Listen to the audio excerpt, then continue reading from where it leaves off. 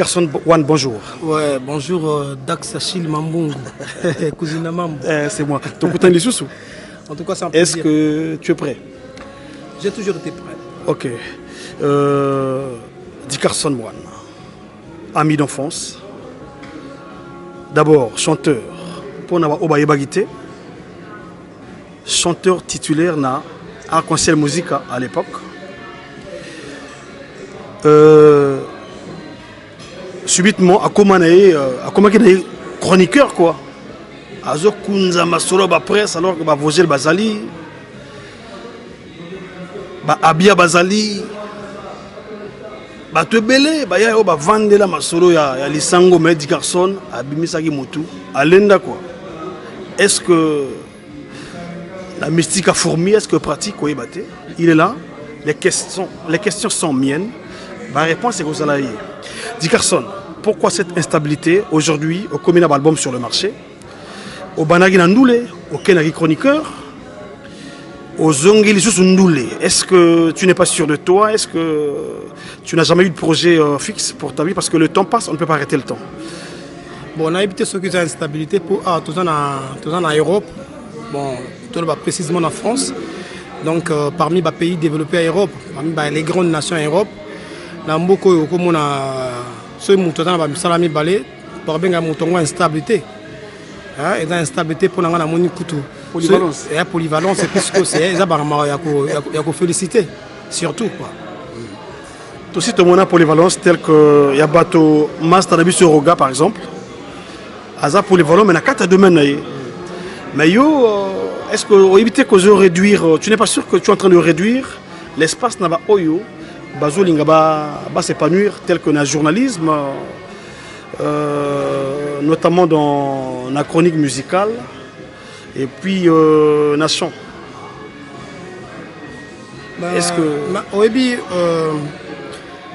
aujourd'hui je suis très fier, je suis vraiment fier que chronique musicale on a ça depuis des années. On est surtout fier parce que Lélo, on a un témoignage, je ne belé Lélo ba la chronique musicale par rapport à Nangaï, donc ba s'inspirer Nangaï. Donc je ne belé Lélo je ne belé ba la Banani, est-ce que non mais comme si aux Zoroba que comme déjà icône alors que ça fait pas 20 ans que comme il boit ici ba Charlie Noël Bazalaki ba vieux nabiso ba Delmas Pene perd son âme, Bazalaki. Donc, comme déjà icône quoi. Si on est Nazawa, je ne pense pas que j'ai ce droit-là. Nayaka, comme pas qu'on a titre nanzoto. Moi personnellement, nana droit na te ya comme pas qu'on a titre nanzoto. Mais ce que je sais, c'est que mon téléphone n'a pas zaboué. Si on a pas l'accès au message na tous les jours. Ça c'est normal, on a les réseaux sociaux. Voilà, donc on a les réseaux sociaux. Petit nanga welcome me tout mon appel, welcome à Ungu, ayamara ba texto. Je suis très fier. Je suis très fier que bato mingi le borsa chronique musicale par rapport à Nangaï, ba s'inspirer Nangaï pour akumana musalo. Je suis très fier. On a icône na bango. Ba créa école ya bato ba zo sala net yo. Après siko lingi au benga icône, ils ont bêté. Yo motolobi. Non, na lobi na yo que les obimisi mo wana teme. Ozolo belango ndo bongo. Na ipsio boy lelo na très fier. Et surtout na comme sanzambe parce que musala oyo ezana kati na ngai. Ah osambelaka. Ah vraiment quoi. Batu na ngope tolote ko sambela pe tout a tolote mais na tunia po ndule kenana kisi. Na lobi na yo je suis très fier. Ndule kenana kisi. Bah oui mais et puis na boité ceux qui ont ça la ndule na kisi, c'est dire yo. OK. Bon, Dickerson, on va passer à notre deuxième question. Monsieur le chroniqueur. Album Ezotambola bien, mais featuring. Mais au sali featuring na Doudou Kopa de Miyamor. Au sali featuring de Doudou Kopa de Miyamor. Le problème c'est que chanson en bien, mais et tomboli batouté. Est-ce que aux Obangana nous pour à l'époque na concert musique aux alaki na katia batu, c'est-à-dire les orchestre yabino. Awa est-ce que carrière solo aux Obangela moi côté Kumbela Est-ce que c'est parce que promotion net et moi là bon est-ce que ça faute de moyens, manque de producteurs ceux qui est un manque de producteurs les là ba sungayo ba to basalit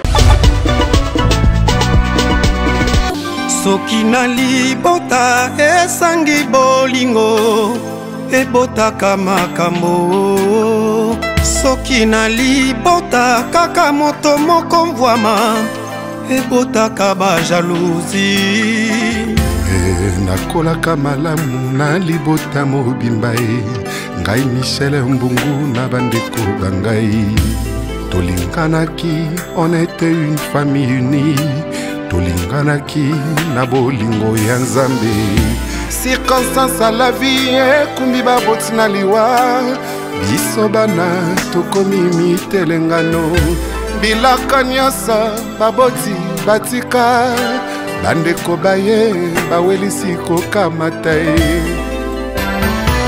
na mesana relaté malheureusement et Tigo Funa, vous savez que Ngai dit Carson One, j'ai ma petite maison de production comme on a dit comment on a label D1 Prod là D1 Prod on a plan Ngai où il ça la paix il ça la 10 Ngai monsieur le chroniqueur après nous on a orphelin bon on a vu que comme sangate on a vu que Congolais lingirande ma texte à ma bé soto yembela non bêtise bosoto nana yembela bosoto et puis bandimai ba mission yo yebi wa yemba bosoto wana mais banani na yebi papis à perroquet na yebi roga missile ba wa yemba bêtise mais ce qu'on a seconde na vandia je suis désolé na vandia wa na vandia en tant que chroniqueur à musique té pour na sala bon na sala quand même yebi quand même depuis des années musala na ngai na chronique zaka wana ya kosala ya promouvoir ba œuvre baninga ce qu'on est na vandia na yo na vandia en tant que chroniqueur té na vandia en tant que artiste musicien donc tous les musiciens et puis donc na tina ta mo tena ça publicité bato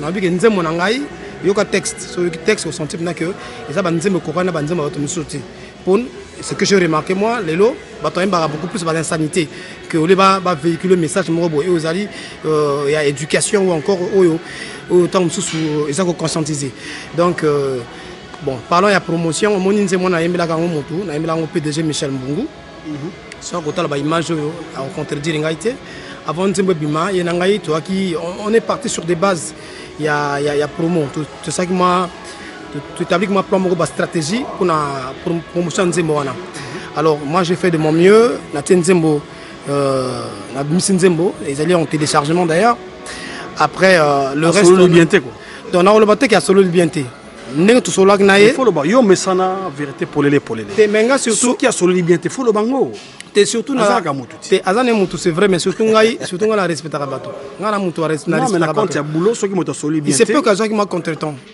pour la qui bien qui appelle Naïs Malobi alunanga que nous allons poursuivre la promo de la chanson Orphelin donc on a osé là nous le kenera par rapport à temps ceux qui album clip on a salami déjà ça fait près d'un an ceux qui y a solo là dans 5 ans ben tu comprendre te nous le kenera par rapport à temps nous la insanité nous ce texte ça allait bien mais je t'assure nous ce texte dans ça bien Georges Bakina libota ezangi bolingo ebotaka makambo soki na libota kaka moto makamwa mabusie ebotaka mindondo babengani biso kutu na libota pawelisi biloko nyonso bowaye atika nzambe pe lokola atikaka bana na ye te asali lisusu ngolu na kati ya bomoi na nga nakei mboka mosika kotanga kelasi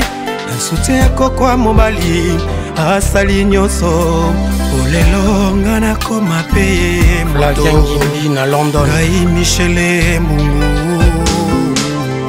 maman Bernard eza na tenté bakobina yango jusqu'à l'infini mon lelo la preuve en est que lelo ba vient biso vient nga lokola Kofi Olomide un grand frère on a respecté rebelle un grand artiste il y a bamboka na biso il y a deux Congo sinon il y a Afrique mon azana ba texte lokola ba kuku il y a nzembo des années 80 mais si le toka ngo ebetaka est-ce que producteur na ye a traîné qui le pied mais nga na producteur te nga producteur za ngai moko na lobi na yo j'ai une maison de prod oyo ça la dis na ngai la maison de prod c'est D1 Prod on dit one et là c'est on se connaît. Sly, welcome. Quand Denga Messana go wangana, zo wangana toujours. Bon, Dickerson, il y a un point encore culminant. Album 242 et Bimi. Il y a ton ami personnel Roga que je salue en passant. Mais la Fureté album, j'ai vraiment écouté, réécouté et à des heures induites, des heures tardives. J'ai écouté, j'aime bien écouter Roga à des heures tardives. Kuna batomo ki ba lali. Siko tano Roga pour son tirango, faut ala yomo kona ba mur. Na pareil. Maintenant qui communauté. Alors qu'au Bundi Makasi, tu as martelé, tu t'es battu vivement avec frénésie comme un bébé, comme un insouciant. Mais nani kombo na yo ezangi l'album wana bozuni ni kaka. Donc Sachi, déjà pour te répondre de la manière la plus simple la question posée ngai. Bato bayebi nga na Congo, o bayebi nga na Congo, bayebi ce que je suis. Bayebi nani nga nazali. Roga y compris. Oui, mais pas respecter Kaomi. Mais oui, Roga payebi nani nga nazali. Mais moi je fais surtout mon travail. Dans ça la moussa nangai, mais je n'attends rien derrière ce que je fais. Au moins déjà pour te dire que depuis Nabanda boulot au Lelo, j'ai toujours été moi-même mon patron.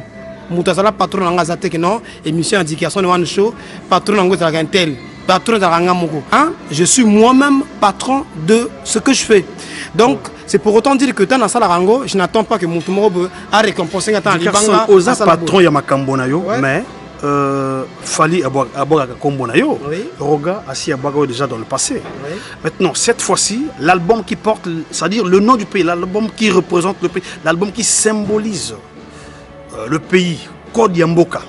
Mais tu n'es pas dedans alors que sur la place de Paris, je ne sais pas s'il y a des chroniqueurs qui puissent avoir, c'est-à-dire il y a des chroniqueurs de musique, parce que yo yera qui a pona na musala. Donc Roga ne peut pas ignorer Dickerson One sans qu'il y ait un souci. Mais ceux qui album on a 242 comme tu le dis, ils allaient album symbole ya Congo. Mais va bossani meilleur chroniqueur à Paris. Maintenant musu na tekala sur congolais, ils ont anglois. Au comment béninois. Na comment en français. On a 15 garanties. Voilà. Bon, mais...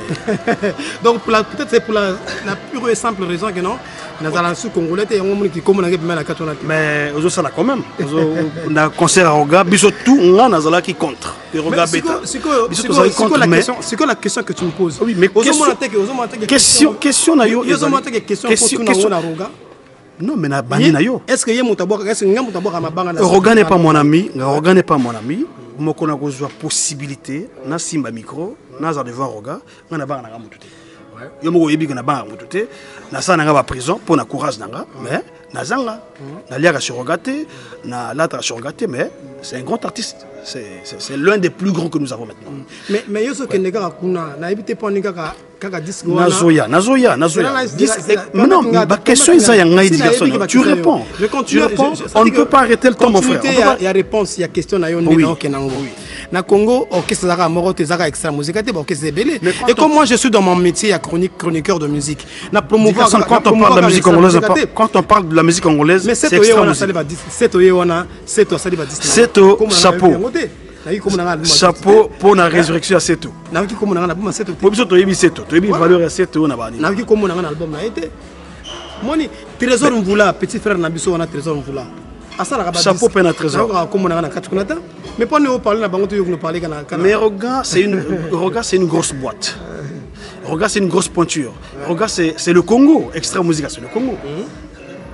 Au côté de la boîte à Paris, tout le monde disait qu'il toko.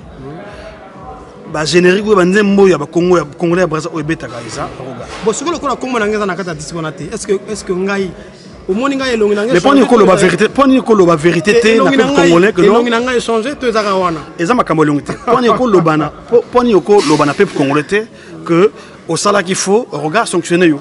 Oh, na sala faux. Donc ngana za mona Roga sali faux. Te ngaza mona musala Roga. Aux amants de Moussala était, mais pas nini. Mais yes, quoi, qu'on sanctionne en vertu de quoi? Pour la radio trottoir, au Panama, les Camerounais, ça n'a melin qu'on a bien à lieu et pas en Vanara. Et comme on a au Panama, et qu'on s'allie, et qu'on a à Paris tout. Alors, Bazoul Bakeno, Roga, Bazoul Bakeno, mais il y a contradiction, ou bien moi, Koko Soyango. Et Zapona, soit au Yemba Kina Doudou. Roga a supportabilité, soit tango ba Roga bazalaki awa, okendaki répétition, il y a que 20 bonnes d'embenga. Et ça là qui m'a faux, pour Roga soit net frère na inanu, donc fallait osala na bango. Pour bango ba yela ki li kamose ko ça l'actualité mboka. Ndule et betama kala na poto. Roga a zongi Sindule, a zongi pas bête Ndule, mais c'est même toi. Il t'a donné une place de choix. Pourtant, Wakita qui vole, 2 ans à Katia Baroisi wana, yo mo tozo qui est bilili. OK. Ba pesa yo premier jour. Est-ce que vous permettre ngai na lobason pour autant interrompre? Non, mais on a vu que vous poser ma question. Ce que zo que moi neti on a kata. Na lobi. Na vu que ma question vous poser. Déjà je veux encore une fois te rappeler que ngai Moussala na nanga chronique musicale. Je ne reçois les ordres de personne. Okay. Je ne reçois des ordres de personne.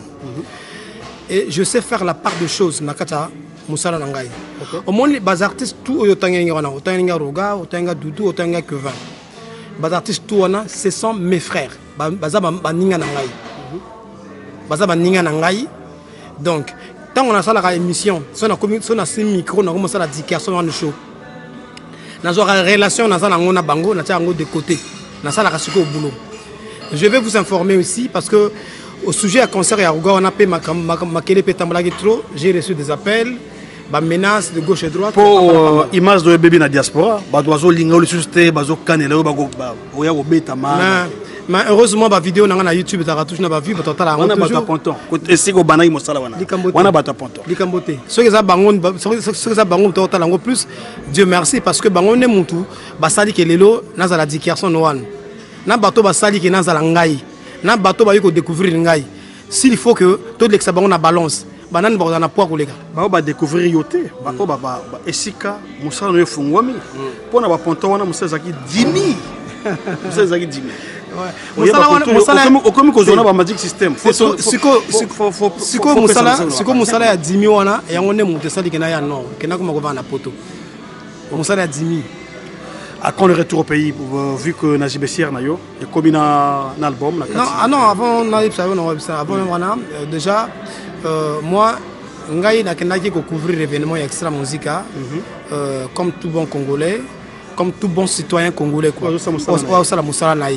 N'a qu'un contrat, ni na Roga, ni na qui que ce soit. Donc, à dire que ceux qui va boire un disque parce que n'a pas que 20. Bon, on est en dire à bateau, malheureusement, ils ont en réalité. Et puis moi, je ne vis pas de dédication, il y a dans le micro. Dans le micro, il y a un disque. Donc, ceux qui ont ma banga, ils ont un repas parce que nous matin, midi, soir, micro, na caméra. Au moins, on a dit que monsieur le chroniqueur. Nous avons donc le premier titre, titre. Et que de ranger un tas de l'eau, on se moute. Et puis Fali Ipupa, monsieur Ntimba, DiCaprio, The King, Mikolo, Yepna Mikolo, la King. Et King, King Penza. Mais vraiment, Fali, on a le Fali Ipupa, mon ami. King. King Zabako, King Kinshasa ou bien. Ce qu'on a reçu dédicacité depuis un certain bouton. Mais Azaka Kamutu, oh. Bon, yo personne. À quand le retour au pays pour la promotion parce que nous les Nabiso et bon au Bimisiawa au Lani en Namboka aux obeta ba plein air aux obeta ba salle Namboka kuna. À quand est-ce le retour du Carson One pas monsieur le journaliste mais l'artiste chanteur. Bon, je ne saurais te dire quand on a raison en Mboka parce que déjà, nous avons un studio, parce que nous avons une course dans Moutouté, nous avons un peu précédé, nous avons une course dans Moutouté. Donc nous avons travaillé lentement, mais très sûr. Ok. Lentement et très sûrement, nous avons travaillé dans le studio Boé. Okay. Et donc, tant on a que Kitoko. Nous avons 20 ans. Nous avons 20 ans, 30 ans. Mais depuis le projet, ça nous fait déjà 10 ans. Et tu as quelques jours pour le projet. Ça fait 10 ans. Voilà. Et ça va signer que Kalaming était banoko ba sokola maboko ba matana mesa ba dame album zo ya tant to vider surtout comme prêt to ya Di Carson wana quelle boule oye kozwa Arafat extra musica et boagi sai bakanza ki asilaki Arafat continue de coloniser bango ngamoko na tindi yo coloniser tous ba animateur kili ya pamba ya ba dibi ya ba 10 000 lokola singa suki Gerson oye kozwa Arafat nandenge ba loba sali nandenge alongwa kin extra nandenge natilelo ba mboule et l'équipe est belée mais Arafat est resté le même. Est-ce que bazo bon mongo na congélateur ou bien Nazwa qui est parce qu'on a dit que Arafat c'est un animateur qui a beaucoup fait au Congo après Kilambongo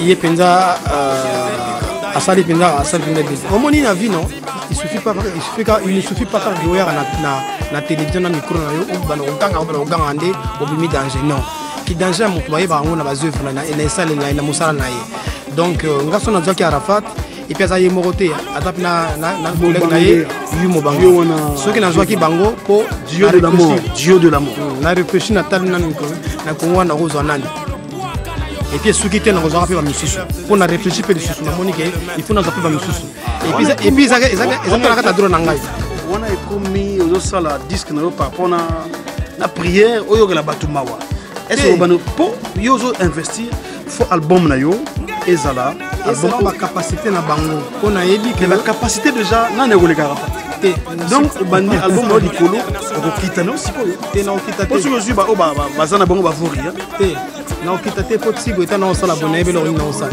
mais au ba falo bana ya ba mike ata petit nanga Arsenal serpent charmeur falo joyer après c'est Arafat pour au bandi likolo au josu na te mais ce que moni mokili moi même Arafat nenga za ona aoya jamais la télévision le bazana que animateur na ata moké ata petit te Arafat a pour jouer comme on est en Côte d'Ivoire leader à Côte d'Ivoire jouer combo na mais ce que yo ko yelanga ba polémique on a te ko yelanga ba polémique on a ngana zana micro za yanga micro eza yanga ça dit ngana na osta mosala na nga faut pas na zo ba influence non yo ningi siko nini donc yo ningi siko que ba animateur on a contacté par ko na plan ngana ba bokate ceux qui olingi pour petit nanga welcome maungu depuis li la benga mais vieux na yo ki vraiment générique wana ngana ki na follow ya benga ba samedi wana ile wana avec vers 14h le générique wana mais to kangi kwati kwa parce que yo ko nani on est à top secret malheureusement pour na dévoiler ba secret album nanga non on ni ko évoluer quel camboté ok on ni no ko évoluer bon mais Di Carson bato bazawa ba pija perroquet ba Renaud Moupele petit nao vous en avez quelle relation avec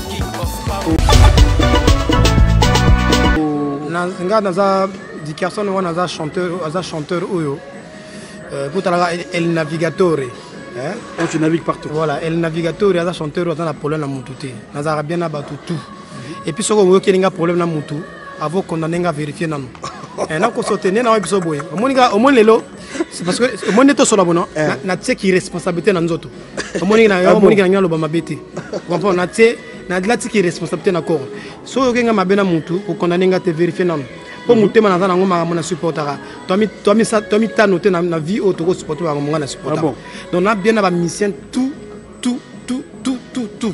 y compris ba musicien ingrat banane te na lobi nonga na za bien na ba tout y compris ba musicien ingrat banani yoko cité baza ebele ko cité ta moi deux non cité comment mutu na posoka baza astuce do ba inga baza te na posoka baza astuce soko za au boulet obi que lelo obi que Rostel va quoi zola na biso obi que bakwa wana king of Paris azola na biso wana king of Paris ya yebi masolo na le botam musu ya yebi yango obi lelo et comment na ba misem ena ba misem misusu ba créanga ba problème na vie awana Panama ba mission malheureusement bazaka en Afrique pour mission Panama faut la mission réfléchir pour Panama dans monde bateau mi tu salaka on comprendre donc mission on finga ba mission en Afrique té maintenant on finga mission wana Di Carson eza de façon ethnique mais banadol banadolizi ba leli ba lobi mais Di Carson zo bimsa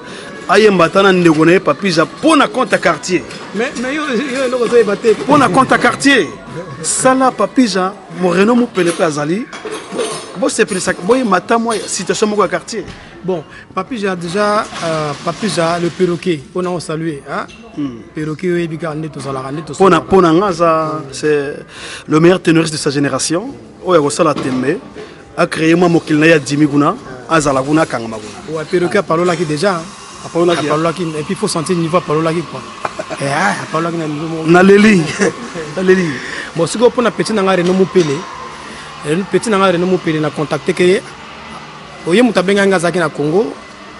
Le bilanga ya grand prêtre pour nous avoir baillé de France et on a des gens bambongo na Congo. Ah au début ça barino. Ah barino na l'école hein, na début ça des bambongo boy. Si quoi le grand prêtre na ya me funa palola. Si quoi tanga ya wa petit le que azan star moya palola ça bon. Na respecter soit na check. Le but azan star moya palola na dis nangi zati. Bon na respecter volonté ne kaka. Hein? Grand prêtre no mo pelé star. Danger, si vous allez quoi, non respecter la volonté na yo. Moi na dol. Donc moi par les até pour non respecter ka qui star oyayo. Ningol ba kango boy, moi par les até pour za star. OK, bon, et toujours vidé na biso to katawa pour ba mitune zaki na ngai, yango na yiko poser, oye outi na ba parisien, na poser yango, boyoki que bango na roga, baza na bango na likambote malgré que ba tie kombone na 240. Bunda qui a tiré comme on est une famille en danger awa na makambo concert ya roga 10 personnes contre la diaspora biso to kanisa que non mais kaka hostel ba kwa za makasi ba 10 personnes peut akota ki na ba masolo wana mais oh lelo wa bazo kana juste mais ata soki ndimi yango te mais biso to yebi que bango na roga bazo kana juste boza mikolo bo bongisa non mais nous le pe bon na polémique soki polémique évidente, nous les avons tonneau vide quoi. Ils sont vide donc vide d'essence. Bon, yo mon lobby hein, magamoto zol ba za engagé ka yo. Toyebi que Dika na Zebira netika